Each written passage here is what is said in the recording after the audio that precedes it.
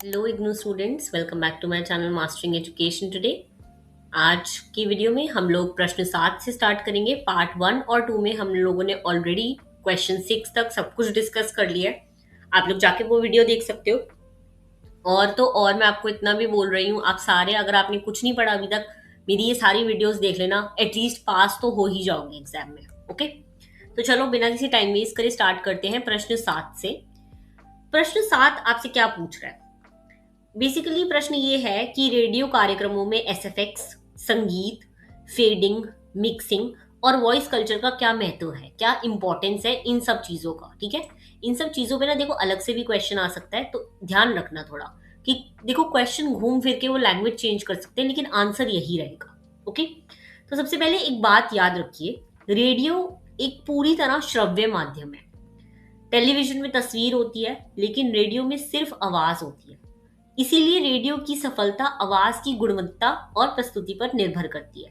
यानी कि आप समझो, अभी आप मेरी आवाज सुन रहे हो, अगर मेरी आवाज बहुत ही बेकार होती, बहुत हार्श होती, तो आप लोग को सुनने में अच्छा भी नहीं लगता, आप वीडियो हटा देते। लेकिन आवाज में कैसे बोल रही हूँ, कैसे समझा रही हूँ, मेरी आवाज से आप लोग चीजें समझ रहे हो। तो आवाज, ऐसे ही आवाज रेडियो में भी बहुत ज्यादा इंपॉर्टेंट होती है। ठीक है, अब एक एक करके सारे तत्वों को समझते हैं। सबसे पहला आ जाता है ध्वनि प्रभाव। ठीक है, यानी कि साउंड इफेक्ट्स, जिसे हम एसएफएक्स भी कहते हैं। ध्वनि प्रभाव या एसएफएक्स वह विशेष आवाजें होती हैं जिनका प्रयोग किसी घटना या वातावरण को वास्तविक बनाने के लिए किया जाता है। इनकी मदद से श्रोता अपने मन में दृश्य की कल्पना कर पाता है और समझ पाता है कि क्या दृश्य होगा, क्या दिख रहा होगा, जैसे कि आवाज डाली जाती है। ओके, बहुत इजी है। इसके कुछ प्रकार है, अब हम प्रकार पढ़ेंगे। सबसे पहला है प्राकृतिक ध्वनि, दैट इज नेचर की आवाज। ठीक है, नेचर की क्या, वातावरण की, वास्तविक वातावरण की, बारिश की, पक्षियों की, नदी की, ये सब। फिर है रिकॉर्डेड ध्वनि, पहले से रिकॉर्ड की गई आवाज, रेलगाड़ी की आवाज, गाड़ियों का हॉर्न, बाजार की भीड़, जो नेचुरल आपकी सराउंडिंग में चीजें होती है। ठीक है, फिर आ जाती है सिंथेसाइज्ड ध्वनि, कंप्यूटर या इलेक्ट्रॉनिक उपकरणों की मदद से बनाई गई ध्वनियां। ठीक है, ये होती हैं। उदाहरण के तौर पर आप समझ सकते हो, अगर रेडियो नाटक में जंगल का दृश्य दिखाना हो तो पक्षियों की आवाज आएगी, हवा की सरसराहट और जानवरों की आवाज का प्रयोग किया जाएगा। श्रोता बिना देखे जंगल की कल्पना कर लेगा। यही होती है एसएफएक्स की सबसे महत्वपूर्ण शक्ति। ठीक है, फिर आता है संगीत का महत्व। रेडियो में संगीत बहुत महत्वपूर्ण भूमिका निभाता है। संगीत कार्यक्रम को भावनात्मक और रोचक बनाता है। संगीत की अगर हम भूमिका देखें तो वातावरण बनाना, भावनाएं व्यक्त करना और एक दृश्य से दूसरे दृश्य तक लेके जाना, श्रोता का ध्यान बनाए रखना, इसी से जो है संगीत का इसमें महत्व रहता है। मान लीजिए किसी नाटक में दुखद दृश्य है, अगर पीछे हल्का उदास संगीत बज रहा हो तो भावना और अधिक जो है प्रभावशाली हो जाती है। जैसे कि आप प्रैक्टिकल एग्जांपल सोचो, जब हम रील देख रहे होते हैं तो अगर कोई डरावनी रील होती है तो उसमें साउंड भी वैसी होती है, तो हम क्या होते हैं, डर जाते हैं। तो ऐसे ही प्रभाव जगाने के लिए, ऐसे ही हमारे भाव जगाने के लिए, मूड बनाने के लिए। ठीक है, फिर होता है जिंगल। जिंगल क्या होता है? जिंगल एक छोटा सा गीत या संगीत में संदेश होता है। इसका प्रयोग विज्ञापन या किसी अभियान के प्रचार के लिए किया जाता है बेसिकली। जैसे स्वच्छता अभियान का छोटा गीत, ये लोगों को आसानी से याद रह जाता है। ठीक है, जैसे कि किसी गाने की एक तरह हुक लाइन नहीं होती है ना, वो गाने की जो मेन लाइन होती है उसे हम जिंगल कहते हैं, ये समझ लो। ठीक है, फेडिंग का महत्व। फेडिंग का अर्थ है आवाज को धीरे धीरे बढ़ाना या कम करना। इसके दो प्रकार होते हैं, fade in and fade out. जब संगीत धीरे धीरे कम आवाज से शुरू होकर सामान्य स्तर तक पहुंचता है तो इसे हम फेड इन कहते हैं, और जब आवाज धीरे धीरे कम होते होते समाप्त हो जाती है तो इसे हम फेड आउट कहते हैं। ओके, फिर आता है मिक्सिंग का महत्व। मिक्सिंग का अर्थ है विभिन्न ध्वनि तत्वों को संतुलित रूप से मिलाना, अलग अलग ध्वनियों को मिलाना। ओके, जैसे संवाद, संगीत, साउंड इफेक्ट्स, सबकी आवाज इतनी संतुलित होनी चाहिए कि कोई भी दूसरी आवाज को दबा ना दे। ठीक है, फिर आता है वॉइस कल्चर का महत्व। वॉइस कल्चर का अर्थ है अपनी आवाज को प्रभावशाली, स्पष्ट और आकर्षक बनाना। रेडियो में वक्ता की आवाज ही उसकी पहचान होती है, इसलिए वॉइस कल्चर बहुत महत्वपूर्ण माना जाता है। वॉइस कल्चर के कुछ मुख्य तत्व हैं, जैसे कि पिच। पिच होता है अर्थ, जैसे कि पिच होता है आवाज की कितनी ऊंचाई है। जैसे कि मेरी आवाज सुन रहे हो आप, मेरी आवाज थोड़ी सी तीखी है, तो वो चीज, ठीक है। टोन, टोन बताती है कि आवाज गंभीर है, उत्साहित। अब देखो मैं पढ़ के कुछ बताती हूँ। आवाज का ऊंचा या नीचा स्तर, ठीक है, या फिर आवाज का ऊंचा या नीचा स्तर। अब देखो मेरी आवाज से तुम्हें पता लग रहा है टोन से कि मैं कैसा, खुश होके या फिर दुखी होके, टोन, ठीक है। पेस, पेस का अर्थ है बोलने की गति, कितना जल्दी बोल रहे हैं, कितना तेज बोल रहे हैं, कितना धीरे बोल रहे हैं, ये सब, ओके। और पॉज होता है जब आप सही समय पर लिया गया विराम संदेश, या फिर जैसे आप रुक जाते हो कुछ बात करते हो वो, ठीक है। इससे ज्यादा जो है चीजें समझ आती हैं। ऑलराइट, तो हमने छोटी छोटी चीजें जो एक आंसर में थी ये सब पढ़ ली। इसमें बहुत सारी चीजें हैं, इसको 2-3 बार पढ़ोगे तो अच्छे से याद हो जाएगा, ओके। अब हम आते हैं प्रश्न 8 पे, दैट इज कमेंट्री क्या है। एक अच्छे कमेंटेटर के गुण बताइए और कमेंट्री की तैयारी का वर्णन कीजिए। बहुत सारी डॉक्यूमेंट्री, स्क्रिप्ट, सबका हमने वर्णन करा है, तो इसमें भी वही है, ठीक है। देखो सबसे पहले समझते हैं कि कमेंट्री होता क्या है। आपने क्रिकेट मैच या फिर रिपब्लिक डे की परेड या किसी बड़े समारोह का लाइव प्रसारण तो सुना ही होगा। क्रिकेट मैच लगा लेते हैं, जब कोई व्यक्ति उस घटना का तुरंत और लगातार वर्णन करता है तो उसे हम कमेंट्री कहते हैं, ठीक है। कमेंट्री की प्रॉपर परिभाषा यहाँ पे दे रखी है, तो आप इसको याद रखेंगे, ठीक है। कमेंट्री का मुख्य उद्देश्य ये होता है कि जो व्यक्ति घटना स्थल पर उपस्थित नहीं है वह भी कमेंटेटर के शब्दों के माध्यम से पूरी घटना को महसूस कर सके। इसी कारण कमेंट्री को जनसंचार का एक महत्वपूर्ण कला माना जाता है। कमेंट्री करना सबके बस की बात नहीं होती, बहुत डिफिकल्ट होता है, इसलिए इसके लिए भी आपको चीजें सीखनी पड़ती है और ये बहुत ही एक आर्ट माने जाता है इसे, ठीक है। अब कमेंट्री के हम प्रकार देखेंगे तो सबसे पहले आ जाती है खेल की कमेंट्री। सबसे लोकप्रिय है क्रिकेट, फुटबॉल, हॉकी जैसे खेलों का सीधा प्रसारण किया जाता है। कमेंटेटर हर गेंद, हर गोल और हर महत्वपूर्ण पल का वर्णन दे रहा होता है, ओके। फिर आती है सांस्कृतिक कमेंट्री। नृत्य, संगीत समारोह, गणतंत्र दिवस, परेड जैसे जब चीजों का दिया जाता है वर्णन तो उसे हम सांस्कृतिक कमेंट्री कहते हैं। राजनीतिक, चुनाव के टाइम पे, संसद की विशेष बातों के टाइम पे या अन्य राष्ट्रीय घटनाओं को जब वर्णन कर रहे होते हैं तो हम इसे राजनीतिक या फिर राष्ट्रीय कार्यक्रमों की कमेंट्री कहते हैं, ठीक है। अब एक अच्छे कमेंटेटर के गुण क्या होता है, एक अच्छे कमेंटेटर में क्या क्या चीजें होती हैं। एक तो स्पष्ट उच्चारण, कमेंटेटर की बोली बिल्कुल साफ और सरल होनी चाहिए, ठीक है। विशेषज्ञ का गहन ज्ञान, जिस विषय की कमेंट्री की जा रही है उसके बारे में पूरी जानकारी होनी चाहिए। जैसे क्रिकेट की कमेंट्री करने वाले को पता होनी चाहिए कि क्रिकेट के नियम क्या है। ऑब्वियसली किसी को भी बिठा दोगे तो बता ही नहीं पाएगा कब आउट है, कब 4 है, कब 6 है, ओके। त्वरित सोच और निर्णय क्षमता, सबसे अच्छी चीज, सबसे इंपॉर्टेंट चीज, लाइव कमेंट्री में घटनाएं बहुत तेजी से बदलती हैं, इसलिए कमेंटेटर को तुरंत सोचने और सही प्रक्रिया देने की क्षमता होनी चाहिए। उसको पता होना चाहिए कि सही क्या बोलना है, सही क्या हो रहा है, तो वो सब, ठीक है।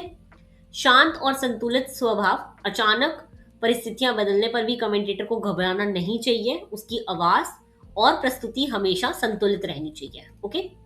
प्रभावशाली आवाज और भाषा, आवाज में जो है उतार चढ़ाव जरूरी होता है ताकि और चीजें जो है इंटरेस्टिंग बन सके, रोचक बन सके, ठीक है। अवलोकन शक्ति, एक अच्छा कमेंटेटर छोटे से छोटी बात पर ध्यान देता है और उसे प्रभावशाली रूप से जो है श्रोताओं तक पहुंचाता है, ठीक है। कमेंट्री की तैयारी कैसे होती है, देखो कैसे कमेंटेटर रेडी होते हैं। सबसे पहले आता है पृष्ठभूमि अध्ययन, यानी कि कमेंट्री से पहले विषय को अच्छी तरह अध्ययन किया जाता है, पढ़ा जाता है उसके इतिहास के बारे में, उसकी महत्वपूर्ण चीजों के बारे में, ठीक है। नोट्स तैयार करना, महत्वपूर्ण तिथियां, नाम और आंकड़े जो है पहले ही लिख कर रखे जाते हैं, ठीक है। जैसे कि आप कमेंट्री क्रिकेट की भी समझो तो उसमें आपको पता होना चाहिए ना प्लेयर के नाम क्या है, ठीक है, कौन सी टीमें खेल रही हैं। स्थान का निरीक्षण, कमेंटेटर पहले से कार्यक्रम स्थल के निरीक्षण करता है कि यानी कि उसका वातावरण क्या है, कैसी जगह है वो देखने के लिए। और तकनीकी तैयारी होती है, माइक्रोफोन, हेडफोन, ये सारी चीजें देखी जाती है ताकि आपकी आवाज साफ और सरल वे में बिना किसी बाधा के पहुंच सके, ठीक है।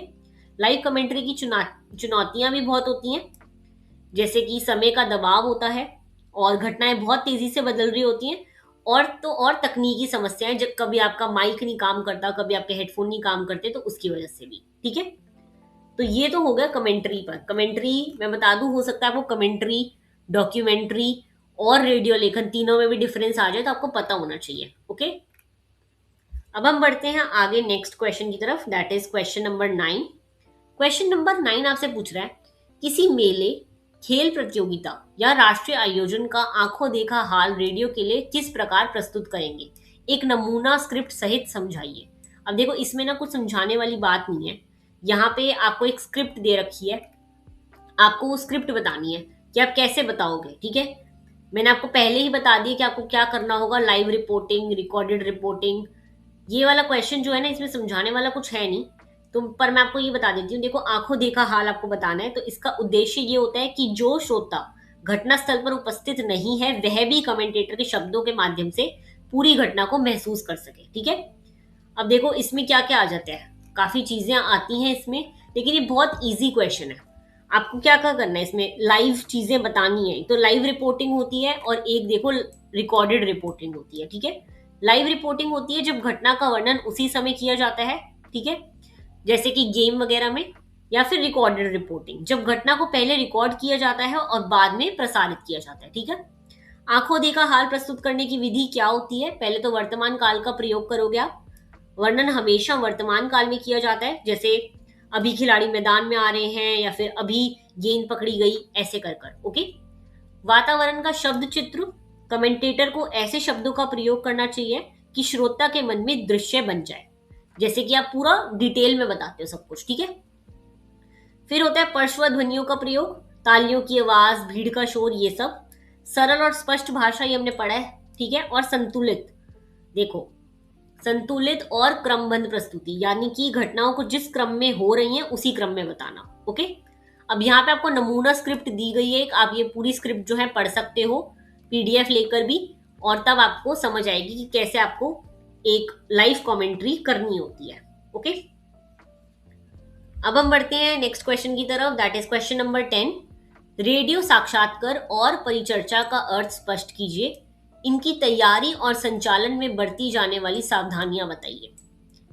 देखो, रेडियो के माध्यम से केवल समाचार ही नहीं दिए जाते, बल्कि विचारों का आदान प्रदान भी किया जाता है। इसी उद्देश्य से रेडियो साक्षात्कार और परिचर्चा का प्रयोग किया जाता है, यानी कि दो लोगों को बुलाकर उस पे, और वो दोनों आपस में बात करते हैं। ठीक है, इंटरव्यू वगैरह हो गया, पैनल डिस्कशन हो गया, ये होता है। ठीक है, दोनों ही रेडियो कार्यक्रम की महत्वपूर्ण विधियां होती हैं जानकारी को रोचक बनाने के लिए, और कुछ चीजें हैं जो आपको इसमें फॉलो करनी होती है। अब हम देखते हैं रेडियो साक्षात्कार क्या होता है। देखो, साक्षात्कार का अर्थ है किसी व्यक्ति से किसी विशेष विषय पर प्रश्न पूछकर उसके विचार, अनुभव या जानकारी प्राप्त करना। देखो, सिंपली मैं पूछूं, जैसे न्यूज वगैरह आप देखते हो तो उस पर जैसे किसी को बुलाकर उससे क्वेश्चन पूछे जाते हैं, ऐसे ही रेडियो पे भी होता है। ठीक है, इसके काफी अलग अलग जो हैं प्रकार होते हैं। ठीक है, आपको प्रकार पता होने चाहिए क्योंकि वो इंपॉर्टेंट है साक्षात्कार के। ठीक है, सबसे पहले आ जाता है साक्षात्कार, संरचित साक्षात्कार, यानी कि स्ट्रक्चर्ड इंटरव्यू। ठीक है, स्ट्रक्चर्ड इंटरव्यू क्या होता है? इसमें जो क्वेश्चन है ना पहले से पता होते हैं कि क्या हम क्वेश्चन पूछेंगे। ओके, वो होता है स्ट्रक्चर्ड इंटरव्यू, जिसमें आप पहले से प्रश्न बना के रखते हो, इतने पूछ रहेंगे। अनस्ट्रक्चर्ड होता है, इसमें कोई भी प्रश्न ऐसे प्रॉपर नहीं पूछा जाता, एक के बाद एक प्रश्न अपने आप सोचे जाते हैं सिचुएशन के हिसाब से। ठीक है, साक्षात्कार और परिचर्चा की तैयारी कैसे की जाती है? विषय का गहन अध्ययन, यानी कि आप पहले से ही जिसका इंटरव्यू ले रहे हो या जिससे बातचीत कर रहे हो उसके बारे में थोड़ी बहुत चीजें पता करके रखोगे। थोड़े बहुत प्रश्नों की तैयारी करके रखोगे। अतिथि की जानकारी, ऑब्वियसली आप जिसका इंटरव्यू कर रहे हो, जिसका साक्षात्कार कर रहे हो, उसके बारे में जानकारी लेकर रखोगे। और तकनीकी तैयारी, आपका माइक्रोफोन, रिकॉर्डिंग उपकरण, उन सबका। ठीक है, अब इसमें तुम्हें क्या क्या सावधानियां बरतनी पड़ती हैं। सबसे पहले तो अतिथि को सहज रखना, यानी कि आप उनका व्यवहार देखोगे कैसा है, और कोई भी उनसे ऐसी बातचीत नहीं करोगे जिसपे वो स्वाभाविक या उनका भाव बदल जाए। ठीक है, माइक तकनीकी का ध्यान, आप देखोगे कि आपका माइक्रोफोन काम कर रहा है या नहीं, क्योंकि अगर रिकॉर्ड ही नहीं हुआ कुछ तो गड़बड़ हो जाएगी। ठीक है, समय प्रबंधन, जिस समय पे होना चाहिए सामने वाले के हिसाब से करोगे। और निष्पक्ष संचालन, वेरी इंपॉर्टेंट, यानी कि आप अपना कुछ भी, अपना थॉट प्रोसेस कुछ नहीं रखोगे, अपना कोई भी गलत एक जिसे कहते हैं ना एक साइड नहीं लोगे किसी भी चीज की, निष्पक्ष रहोगे। ठीक है, यही कुछ देखो इंपॉर्टेंट है इसमें सावधानियां बरतनी।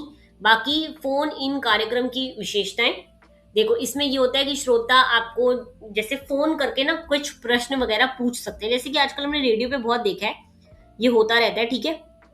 तो आप इसको याद रखोगे। वेरी ये बहुत आसान चीजें हैं, ये ऐसी चीजें हैं जो कोई भी कर सकता है, ठीक है।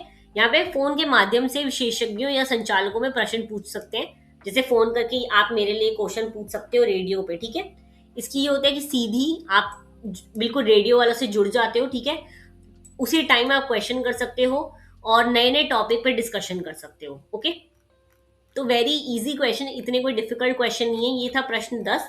अब इस वीडियो का एक पार्ट 4 भी आएगा, क्योंकि ऑलरेडी बहुत लंबी वीडियो हो गई है। पार्ट 4 में मैं करूंगी कि मैं सारे जो क्वेश्चन बचे हुए हैं वो सब डिस्कस कर लूं।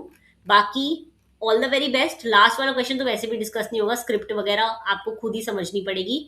बाकी लास्ट में इसमें शॉर्ट नोट्स है जो हम ऑलरेडी देखो पढ़ चुके हैं ऊपर, ठीक है, तो ये भी नहीं होंगे। बाकी पार्ट 4 में आपका फाइनल पार्ट होगा। अभी के लिए आप ये वाला देखो पार्ट, और अगर आपको ये वाला पीडीएफ चाहिए तो आप नीचे दिए गए टेलीग्राम लिंक पे मेरे से कांटेक्ट कर सकते हो। ये पीडीएफ आपके बहुत काम आएगा। मैं इतना गारंटी कर सकती हूँ कि ये पीडीएफ पढ़कर आप पास हो जाओगे, मेरी गारंटी है, ओके। बाकी मिलते हैं नेक्स्ट वीडियो में। All the very best, thank you so much.